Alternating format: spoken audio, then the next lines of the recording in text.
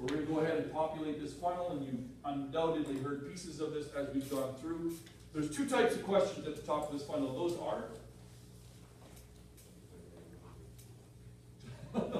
where's your head at? Those are lifestyle and symptom. Those are the two types of questions that we ask at the top of the funnel. And I'll get into more detail on what those are. Once we've asked this question, this is, by the way, so we could do this, and we could say, that's it. That's the whole job. Asking questions. If we just did that, the rest of this is called a conversation. If you've ever successfully carried on another conversation with another human being, you have all the requisite skills to do this really well. And I'm pretty sure we got 100% of that in the room. Yes? Okay, because they're going to answer you. Once they answer you, what are you going to do? Just respond with another question. And then you're going to respond with possibly a third question. And just continue to get clarity until you land at the bottom of this thing, where you have now arrived at solutions or options for that customer. Now, we're not giving them those right now. We're just identifying what they are. Right? I ask enough questions. How often do you manually adjust the thermostat? We turn it down every night. And okay, fantastic. So who's the person in the morning gets to get up to the uncomfortable home? What's it mean? How long does it take to get warm again? Right? This is just a conversation. Now, can I give them some solutions based on that? Yeah, that's it. That's all I want. Now, resist the urge when you get down here to say, oh man, have I got a thermostat for you? It's going to do that, right? And then we're selling. That's not it. This is consultant land. We're just like, okay, it's uncomfortable, and it takes half an hour to get comfortable now in the morning. That's it. That's the notes, and that's it. That's it. We'll get to the present later. You're not selling, you're just getting information. Remember, we know what our customers want and need. They know what they want and need. We're just getting those answers. That's it. I want to get that blank slate populated with real information. Now, distinction of the types of questions here is this. Over on the symptom side, these are always about products. Things, if you will. These questions are about people, about how people use things. I want you to imagine for a moment that I just became the most generous guy in the room and gave everyone here $3,000 cash. You're welcome. And so you do what every red-blooded North American male would do. And you run down to your favorite electronics retailer. Super Bowl's coming up after all. Right? Yeah, right. So we're looking at TVs. So we get to the wall of TVs, and way over on the left is the tiny little, it's like the size of the monitor. Right? $100. It's for children. Way over on the right is the 112-inch, and it's 10 grand, and it's amazing. And you're like, this is what I would be. No, out of my price range. Somewhere in the middle are the TVs that match your price range. And there it is. It's 58 inches. It's on sale for $29.99. 4K, smart TV, beautiful. And right next to it is the 64-inch. With the curved screen. Anyone else puzzled by this? We went from curved screen this way, to flat screen is way better. So now we're curving the screen. And now they're going back to like, no, curved didn't work. We're going back to flat. Selling TVs is what they're doing.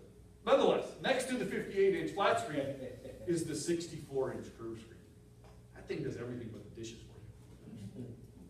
And that's a beast of a TV. And it's on sale. It's only $800 more than the 58-inch. Who's forking out $800 and buying the better TV? Show of hands. Yes, of course you will. Right? And those of you who didn't raise your hand, maybe it's not TVs for you, but it's something where you said, I have a budget, I'm only spending this much money. Then you blew the budget and bragged to all your friends, didn't you? Yeah. Right, because $800, I can come up with that. Like, that's like, oh, I don't know. It's like, okay, I can, yeah, definitely. We'll put on the credit card, take me a couple weeks to pay it off, it'll be good. Let's do it. Hook me up. 64.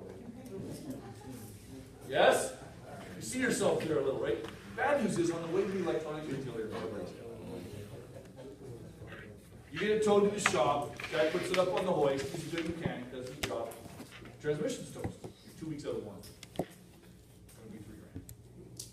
Good story. Keep the car, I'm buying the TV. Don't need a car anymore because I got 64 inches of beautiful magic.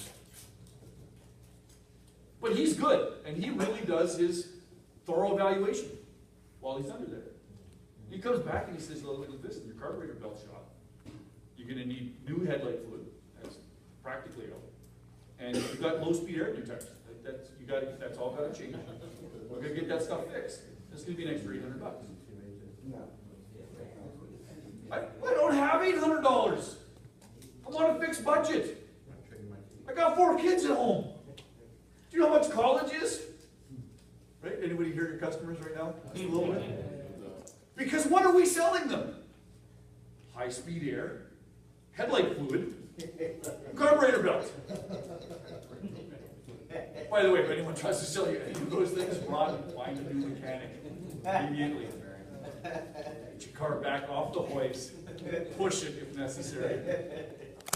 Those things don't exist, and yet, that's how our customers perceive the solutions that we offer. They don't get it. So what do they ask you? I don't know what you want. Which one do you recommend? Why do they ask that question? Because they don't get it. They don't get it. Do I need high-speed air? I don't know. Is that a thing? Yes or no? Is this true or false? This is what your customers hear from you.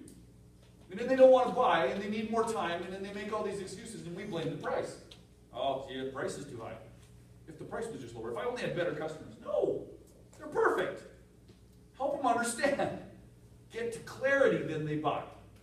When they understood, here's what I want you to consider. If your customers knew as much about the system, about your work, about what you're offering them, if they understood it like you understand it, would they know what to do?